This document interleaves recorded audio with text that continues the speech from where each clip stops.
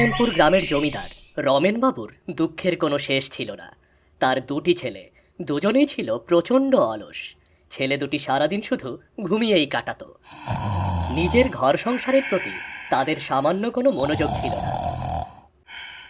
কি ব্যাপার, এই অবেলায় আপনি এখানে চুপচাপ বসে আছেন? আপনার শরীর ঠিক আছে তো? আর শরীর?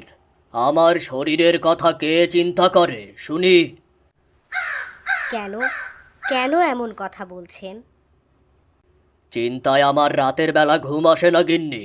সারাদিন শুধু ভাবি কি করে আমার ছেলে দুটোকে একটু মানুষ করব, কবে আমার ছেলে দুটো একটু মানুষের মতো মানুষ হবে। কত আশা করে ছেলে দুটো বিয়ে করালাম, ভেবেছিলাম বিয়ে করলে হয়তো কাজে কর্মে মন দেবে, কিন্তু কোথায়, সারাদিন শুধু ঘুমিয়েই কাটায়। এখন যাও তুমি গিন্নি, আমাকে একটু একা থাকতে দাও। আমার মতো দুঃখী মানুষ এই পৃথিবীতে আর দুটো নেই গিন্নি। রমেনবাবু বসে রইলেন। ভবিষ্যৎ চিন্তায় তাকে অস্থির মনে হলো। তিনি বুঝতে পারছিলেন না ছেলে দুটোর ব্যাপারে কি সিদ্ধান্ত নেওয়া যায়। বিছানায় যে ছেলেটি শুয়ে নাক ডেকে ঘুমাচ্ছে সে হলো রমেনবাবুর বড় ছেলে রতন। 30 বছর হওয়া সত্ত্বেও জীবনে একটা টাকা উপার্জন করেনি। এটা নিয়ে তাকে মোটেও দুশ্চিন্তাগ্রস্ত মনে হয় না। এই যে এখনো শুয়ে শুয়ে কুম্ভকর্ণের মতো ঘুমোচ্ছ, আজ কাজে যাবে না? আহ, এই সাত সকালে কি শুরু করলে? তোমার কি খেয়ে দেয়ে কোনো কাজ নেই নাকি? আচ্ছা বলি, তোমার কি লজ্জা শরম বলতে কিছুই নেই? বুড়ো বাপটা মাঠে কাজ করে বেড়াচ্ছে আর তুমি এত বড় ছেলে হয়ে ঘুমোচ্ছ? আরে বাবা, আমার কি টাকা পয়সার অভাব আছে নাকি? বাবা মরে গেলে সব জমি আমার হবে। আমি কেন শুধু শুধু মাঠে ঘাটে কষ্ট করতে যাব? বলো বলো তো। কথায় আছে না, বসে খেলে রাজার ভান্ডার ফুরিয়ে যায়। বাপের জমি দিয়ে তুমি আর কত ফুটানি দেখাবে বলো তো? যাও, কথা না বাড়িয়ে আমার জন্য জল খাবারের ব্যবস্থা করো। ছি ছি, এটা গৃহস্থ বাড়ি, হাত মুখ না ধুয়ে তুমি জল খাবার খাবে? মা যদি জানতে পারে তাহলে খুব রাগ করবে। তাহলে কি করব শুনি? এখন কি জল খাবার খাওয়ার জন্য আমাকে পুকুরে ডুব দিতে হবে নাকি? বলো। আমি ঘর থেকে বের হয়ে যাচ্ছি। আমি তোমার জন্য কোনো জল খাবারের ব্যবস্থা করতে পারবো না, এই আমি বলে দিলাম। স্বামীর ওপর রাগ করে শোভা ঘর থেকে বের হয়ে গেল। সে ভাবতেও পারে না তার স্বামী কি করে এভাবে অলসভাবে জীবন কাটায়। এই তো গেল বড় ভাই রতনের গল্প। খোকনের অবস্থা এর চেয়েও খারাপ। ও দাদা, আমাকে এক কাপ চা দাও দেখিনি। আরে প্রবীর দা, তুমি এখানে? কতদিন হয়ে গেল তোমার কোনো খবরই নেই দাদা। কিরে, কি করছিস রে তুই আজকাল? শুনলাম তুই নাকি শুয়ে বসে দিন কাটাস। তা কি করবো আমাগর খোকন, ওর বাপের 2 বিঘা তো জমি আছে, ও কাজ বাজ কইরা কি করব? একদম আমার মনের কথা বলেছ। আচ্ছা বলো দেখি, আমার কি কোনো কাজ মানায়? বলো বলো। আমার বাবার এত জমি আর আমি কি না কাজ করে খাবো? সেই স্কুল জীবন থেকে তোকে এরকম দেখছি। সেই জমি নিয়ে অহংকার, অলসতা, এভাবে তুই ঠিক করে পড়াশোনাটাও শেষ করলি না, আর এখন কোনো কাজকর্মও করতে চাস না। তোমরা শুধু আমাকে কাজ করার জন্য চাপ দিয়ে যাও, কিন্তু একটাবারও ভাবো না আমার তো আসলে কাজ করার কোনো প্রয়োজনই নেই। তুই আমাকে দেখ, আমার বাবা সামান্য দিনমজুর ছিল, আর আমি চাকরি করে কত টাকা উপার্জন করছি। দেখ আমাকে, চোখ দিয়ে দেখ না। না না না, তোমাদের কাছে আর বসাই যাবে না। ধরো, এখানে বসলে শুধু কাজের কথা বলতে থাকবে, যত সব আপদ যেন কোথাকার। খোকন চাওয়ালা এবং প্রবীরের সাথে রাগ করে সে সেখান থেকে দ্রুত বেগে চলে গেল। হত ছাড়া পোলা একটা, বাপের ঘরে বৈশা বৈশা খায়, একটু লজ্জা নাই। লজ্জা বলতে কিচ্ছুটা নাই। আরে বাবা, ওর কথা বাদ দাও। দেখবে যখন বিপদে পড়বে তখন সে ঠিকই বুঝতে পারবে পৃথিবীটা ঠিক কত কঠিন। এই নাও নাও, চা নাও, ঠান্ডা হইয়া যাইতাছে, নাও নাও। রমেনবাবুর ছেলে রতন আর খোকন দুনিয়া থেকে সম্পূর্ণ বিচ্ছিন্ন হয়ে একটা গাছের নিচে বসে বসে তাদের জীবন নিয়ে ভাবছিল। তারা ভাবছিল কি করে আরো আরো আরামায়েশে জীবন কাটানো যায়। না, আর বাড়িতে যাব না রে। সারাক্ষণ শুধু কাজ কর, কাজ কর, কাজ কর। এই কথাগুলো শুনতে শুনতে আমার জীবনটা শেষ হয়ে গেছে রে, অতিষ্ঠ হয়ে গেছি আমি। ঠিক আছে দাদা, আর বাবাকেও বলি হারি, এত বড় হয়ে গেছি, বাবার তো উচিত সব সম্পত্তিগুলো আমাদেরকে বুঝিয়ে দেওয়া। এই 2 বেকার জমি পেলে আমরা কি করব রে বলতো? কি আর করবো দাদা, এই জমিগুলো পাওয়ার সাথে সাথে আমরা 2 ভাই বিক্রি করে অনেক টাকা পেয়ে যাব। আর এরপর সারা জীবন এই পায়ের ওপরে পা তুলে বসে বসে খাবো। এ, তুই তো একদম আমার মনের কথা বলেছিস রে। আমি তোর কথায় খুব খুশি হয়েছি। একেবারে আমার উপযুক্ত ভাই রে তুই, ওরে ভাই রে আমার। রতন এবং খোকন যখন তাদের ভবিষ্যৎ নিয়ে পরিকল্পনা করছে, ঠিক তখনই তার বাবা সেখানে প্রবেশ করল। এই যে আমার সুপুত্ররা, এখানে বসে বসে আর কত সময় কাটাবি তোরা? বাবা, তুমি কষ্ট করে এখানে কেন আসতে গেলে বলো তো? আমাদের বললে তো আমরাই চলে যেতাম বাবা। হ্যাঁ বাবা, শুধু শুধু তুমি রোদের মধ্যেই গাছের নিচে এসে উপস্থিত হয়েছ। বাড়িতে তোরা তো সারাদিন ঘুমিয়ে থাকিস, তোদের সাথে তো আমার দেখাই হয় না। যদি কোথাও তোদের দেখা পাওয়া যায় তাহলে তো এখানেই পাওয়া যায়। আসলে বাবা, এই গাছের নিচে বসে বসে আমরা অনেক কিছু ভাবি, অনেক কিছু নিয়ে চিন্তা করি। তা কি নিয়ে ভাবিস রে তোরা? আমাকেও একটু বল না, কি নিয়ে ভাবিস আমার 2 মহাপুরুষ? এই যে একটু আগেই আলোচনা করছিলাম, তুমি মরে যাওয়ার পর এই সম্পত্তি দিয়ে আমরা কি করব। বাহ বাহ বাহ, খুব ভালো চিন্তা করেছিস। এবার বল দেখি, এই সম্পত্তি দিয়ে তোরা কি করবি? তুমি মরে যাওয়ার পরে সবকিছু বিক্রি করে দিয়ে আমরা টাকা নিয়ে বসে বসে খাবো গো। এর চেয়ে ভালো আর কোনো উপায় আমার মাথায় এলো না। কেমন বুদ্ধি বের করেছি বলো বলো? শুধু শুধু জমিগুলো কষ্ট করে আবাদ করে কোনো লাভই নেই, বিক্রি করে দিলে অনেক টাকা পাওয়া যাবে। হে বিধাতা, তুমি আমাকে 2টো ছেলে দিয়েছো না শত্রু দিয়েছো? আমি মরে যাওয়ার পর নাকি সব সম্পত্তি বিক্রি করে বসে বসে খাবে? আমাকে তুমি তোমার কাছে নিয়ে যাও, তোমার কাছে নিয়ে যাও বিধাতা।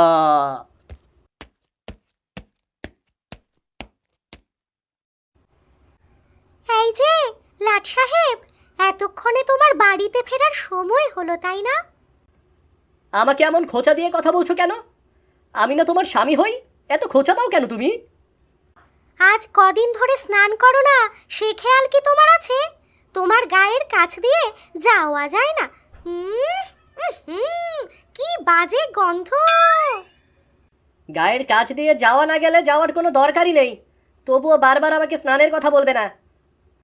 আচ্ছা, বাড়িতে তো তোমার কোনো কাজকর্ম নেই, বাইরেও কোনো কাজ করো না, তাহলে তুমি সারাদিন করোটা কি বলো তো? আমি অনেক কিছু নিয়ে চিন্তা করি, আর এটাই আমার সবচেয়ে বড় কাজ। কি আমার চিন্তাবিদ এসেছে, কথা শুনলে গা একেবারে জ্বলে যায়। যাও তাড়াতাড়ি স্নান সেরে এসো, তা না হলে আমি তোমাকে আর ঘরে ঢুকতে দেব না। এজন্যই বাড়িতেই আসতে চাই না, যত সব উটকো ঝামেলা। এভাবে কেটে যাচ্ছিল দিন। রতন এবং খোকনের চিন্তা ভাবনার কোনো পরিবর্তন আসছিল না, কিন্তু হঠাৎ করে একদিন তাদের বাবা ভয়ানক অসুস্থ হয়ে পড়ে, একেবারেই শয্যাশায়ী অবস্থা। আবার চলে যাওয়ার সময় হয়েছে, এবার আমি তোদেরকে জরুরি কিছু কথা বলতে চাই রে বাবা, জরুরি কিছু বলতে চাই। দেখো বাবা, এখন তুমি আমাদেরকে ছেড়ে চলে যাচ্ছ, দয়া করে নতুন করে আর কোনো উপদেশ দিও না বাবা। কেমন ছেলে রে তোরা, নিজের বাবাকে সব কথা বলতে পারলি? হায় গো, তোমার কি হয়ে গেল গো? তুমি যদি আমাদের ছেড়ে চলে যাও তাহলে আমাদের কি হবে? শোন বাবা, আমি তোদেরকে একটা কথা বলি। আমি মরে যাওয়ার পর এই 2 বিঘা জমি আমি তোদেরকে দিয়ে গেলাম, তুই পাবি 1 বিঘা, আর আমার ছোট ছেলে পাবে 1 বিঘা। কিন্তু তোরা কখনোই এই জমি বিক্রি করিস না, কখনোই বিক্রি করিস না। জমি বিক্রি করব না তো কি করব? জমি বিক্রি করে সারা বছর বসে বসে খাবো। তোরা এই জমিটা ভালো করে নাঙল দিয়ে খোদাই করবি, তাহলে দেখবি এখান থেকে তোরা কারি কারি সোনা পাবি। এই জমির নিচে রয়েছে অনেক গুপ্তধন, অনেক গুপ্তধন। গুপ্তধন? কি বলছো বাবা? সত্যি সত্যি কি জমির নিচে গুপ্তধন রয়েছে নাকি? দেখো বাবা, তোমার কিন্তু মরার সময় হয়ে গেছে, দয়া করে আমাদেরকে মিথ্যা কথা বলো না কিন্তু। আরে তবে কি বলছি আমি, সত্যি সত্যি গুপ্তধন রয়েছে। তোরা শুধু একটু ভালো করে জমিটা খোদাই করবি, দেখবি তোরা সারা জীবন বসে বসে খাবি, কোনো অভাব হবে না। কিন্তু বাবা, জমি খোদাই করতে তো আমাদেরকে কাজ করতে হবে, আমাদের তো কোনো কাজ করতে ইচ্ছে করে না বাবা। মাত্র 3টা মাস যদি একটু পরিশ্রম করতে পারিস, তাহলে দেখবি তোদের ভাগ্যটাই বদলে গেছে রে, তোদের ভাগ্যটাই বদলে গেছে। আচ্ছা বাবা, ঠিক আছে, তোমার শরীর খারাপ, এখন কথা বলো না তো, একটু ঘুমানোর চেষ্টা করো। এই 2 কুলাঙ্গার ছেলে যা খুশি তাই করুক। এরপর কিছুদিন কেটে গেল, কিন্তু এর মধ্যে ঘটে গেল একটা বড় দুর্ঘটনা। রমেন পরপারে বাড়ি দিল। এদিকে রতন এবং খোকন সত্যি সত্যি বসে বসে ভাবছিল এবার তারা জমি দিয়ে কি করবে। খোকন, তোর কি সত্যি সত্যি মনে হয় এই জমির নিচে গুপ্তধন রয়েছে? তোমরা কেন তোমাদের বাবার কথা বিশ্বাস করছো না বলো তো? আমার মনে হয় বাবা আমাদের সাথে মিথ্যা কথা বলেছে। আসলে গুপ্তধন বলতে কিছুই নেই, এর চেয়ে বরং জমিটা বিক্রি করে দেওয়াই বুদ্ধিমানের কাজ হবে। তোমরা কেমন মানুষ? তোমাদের বাবা তোমাদেরকে জমিগুলো দিয়ে গেছে, আর তোমরা এগুলো বিক্রি করে দেবে? আচ্ছা বাবা, ঠিক আছে, সবাই যখন এত করে বলছে, পরিশ্রম করেই দেখি ভাগ্যে আমাদের কি আছে, তাই না? এই তো, তোমরা এখন বুঝতে পেরেছো তোমাদের সত্যি সত্যি এখন কি করা উচিত। আমার খুব আনন্দ হচ্ছে, তবুও তো মানুষকে বলতে পারবো আমাদের স্বামী কিছু একটা করে। আজকে আমরা 2 বউ সত্যি সত্যি অনেক খুশি হয়েছি। তোমাদের আর খুশি হতে হবে না, যাও এখান থেকে। স্বামীরা মাঠে মাঠে কষ্ট করে বেড়াবে, আর তোমরা কিনা খুশি হবে? তোমরা কেমন স্ত্রী বলো তো? কেমন স্ত্রী তোমরা? আজ তোমরা আমাদের ওপর রাগ হচ্ছ, কিন্তু মনে রাখবে একদিন এই দিনের জন্য তোমাদের নিজেদের ওপর গর্ববোধ হবে।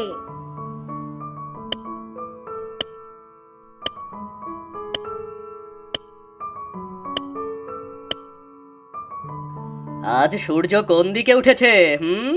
তোরা 2 ভাই একেবারে সকাল সকাল মাঠে চলে এসেছিস। ভাবলাম বাবা যখন মরেই গেছে, জমিটা 2 ভাই মিলে ভালো করে চাষ করি। বসে বসে আর সময় নষ্ট করে কি হবে বলতো? হ্যাঁ গো প্রবীরদা, বসে বসে আর তো দিন যায় না গো, তাই তো বাবার জমিতে চাষ করতে এসেছি গো।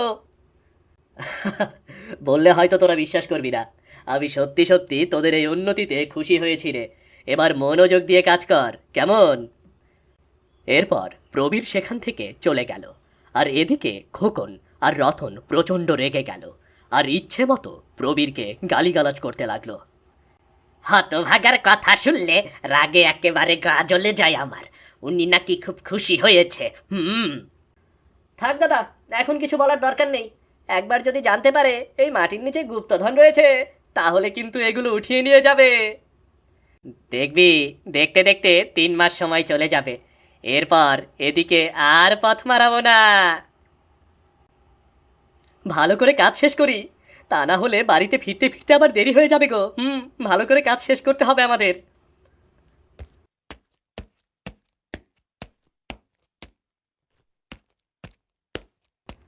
সারাদিন অক্লান্ত পরিশ্রম শেষে খোকন এবং রতন বাড়ি ফিরছিল। তখন সেই চায়ের দোকানদার তাদের ডাক দিল। তোরা তো এখন খুব ভালো হইয়া গেছ রে, একেবারে জমিতে নিয়মিত পরিশ্রম করা শুরু করছ। হ্যাঁ গো, বাবা মারা যাওয়ার বেশ কিছুদিন হয়ে গেল। ঘরে বসে থেকে সময় নষ্ট না করে আমরা এই কাজই করছি। তয় আফসোস হয়, তোর বাবা তগর এমন উন্নতি দেখা যাবার পারল না। বেচারা মনে মনে খুব কষ্ট পাইতো। তার পোলাগোলা কোনো কাজই করে না। বাবা স্বর্গে থেকে ঠিক আমাদের দেখছেন গো। বুঝলে, তোমাকে এসব নিয়ে আর ভাবতে হবে না। আইস তোরা দুই ভাই কত পরিশ্রম করস। আয় আয়, তগরে ফিরিতে এক কাপ চা খাওয়ায়। আয় আয় আয়, আমার দোকানে আয়। তুমি আমাদেরকে চা খাওয়াবে? এত সম্মান কেউ আমাদের কখনো দেয়নি। মানুষ যখন বেকার আর কর্মহীন হইয়া ঘরে বইসা থাকে, তখন তাগরে কেউ সম্মান করে না। আর এখন দেখবি তোরা ধীরে ধীরে সবার ভালোবাসা ও সম্মান অর্জন করবি, বুঝলি? এরপর সেই চা দোকানদার দুই ভাইকে এক কাপ করে চা খাওয়ালো এবং তাদেরকে অনেক সম্মান দিয়ে কথা বলল। আজ একটা অদ্ভুত জিনিস দেখতে পেলাম রে। কিসের কথা বলছো তুমি দাদা? দেখলি তো, চা দোকানদার আমাদের কত সম্মান দিয়ে কথা বলল। আজকে নিজেকে নিয়ে অনেক গর্ববোধ হচ্ছে রে। আমাদেরকে নিয়ে মানুষের দৃষ্টিভঙ্গি অনেকটাই বদলে গেছে। চলো চলো, ওই যে বাড়িতে চলে এসেছি, তাড়াতাড়ি বাড়িতে যাই, চলো।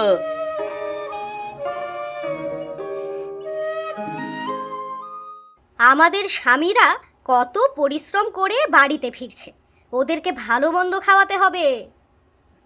একদম ঠিক কথা বলেছ। আজকে তারা অনেক পরিশ্রম করেছে, আর তাই তো তুমি আর আমি মিলে অনেক রকম পদ রান্না করলাম। নিজেদের স্বামীদেরকে নিয়ে কত আজে বাজে কথা শুনেছি। এখন থেকে আমাদেরকে আর কেউ খোঁচা দিয়ে কথা বলবে না। এ কি, হঠাৎ করে আমাদের জন্য এত আয়োজন? একেবারে জামাইয়ের মতো খাবার সাজিয়ে বসে আছো দেখছি। আরে বাবা, বুঝলি না, দুই বউ খুশি হয়ে আমাদের জন্য মজার মজার খাবার রান্না করেছে। আসলে আজ আমরা অনেক পরিশ্রম করেছি তো, তাই ওরা খুব খুশি। সত্যিই তো, তোমরা কত কষ্ট করে বাড়ি ফিরেছো, আর এটুকু সামান্য আদর যত্ন করতে পারবো না? যাও, হাত মুখ ধুয়ে দুই ভাই খেতে বসো। এমন ভালোবাসা পেয়ে রতন এবং খোকন দুজনেই খুব অভিভূত হলো। তারা মনে মনে খুশি হলো। সামান্য একটা কাজ তাদের জীবনকে পুরো বদলে দিচ্ছিল।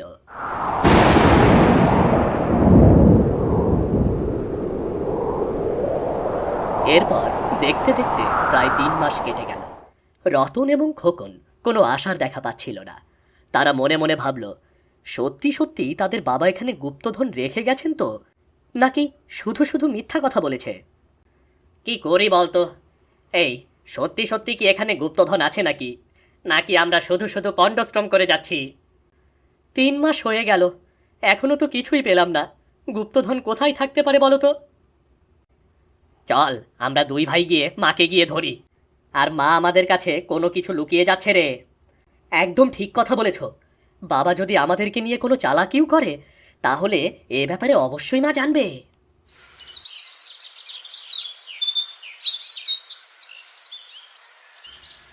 ও মা, কোথায় গেলে গো মা? এদিকে এসো, তোমার সাথে একটু জরুরি কথা আছে। কি কথা বলবি তাড়াতাড়ি বল। দেখতেই তো পাচ্ছিস এখানে বসে বসে আমি কাঁথা সেলাই করছি। আচ্ছা, বাবা কি সত্যি সত্যি আমাদের জন্য কোনো ধান রেখে গেছে বলো তো, নাকি মিথ্যা কথা বলেছে? বলো বলো। তোর বাবা কেন মিথ্যে কথা বলবে? ভালো করে জমিটা খোদাই কর, তারপর গুপ্তধন পাবি। 3 মাস হয়ে গেল জমিটা চাষ করছি, এখনো তো কিছুই পেলাম না। এভাবে আর কতদিন আমরা কষ্ট করব বলো তো? আমি তোদের জন্য একটা জিনিস নিয়ে আসছি, এখানে দুই ভাই একটু দাঁড়িয়ে থাক। এরপর বিমলা ঘরের ভেতরে প্রবেশ করলো আর এক ছড়া ধান নিয়ে এসে বলল, এই নে, তোরা দুই ভাই এক কাজ কর, এই ধানগুলো জমিতে ছড়িয়ে দে। দেখলি তো, আমাদেরকে দিয়ে চাষ করানোর ধান্দা করছে। আগেই তো বলতে পারতে এখানে কিছুই নেই। তুমি আর বাবা মিলে আমাদের সাথে কিন্তু অনেক বড় অন্যায় করলে। এটা একদম ঠিক হচ্ছে না। আমরা কখনোই জমিতে চাষবাস করব না, কখনোই না।